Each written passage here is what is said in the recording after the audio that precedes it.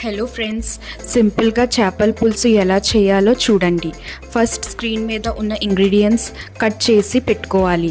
తర్వాత కడిగిన చేప ముక్కల్ని తీసుకొని తగినంత సాల్ట్, కారం, పసుపు, నిమ్మరసం కలిపి 15 నిమిషాలు ఉంచండి. ముందుగానే చింతపండు తీసుకొని నానబెట్టుకోవాలి.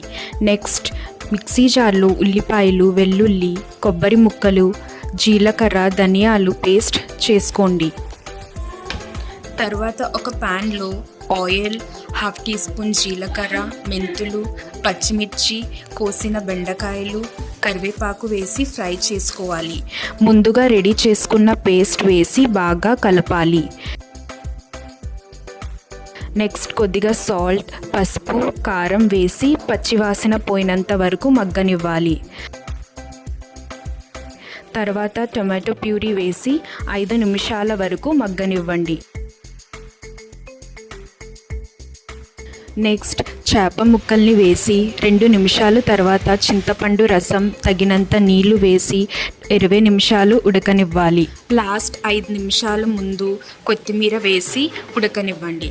అంతే, వేడి వేడి చేపల పులుసు రెడీ.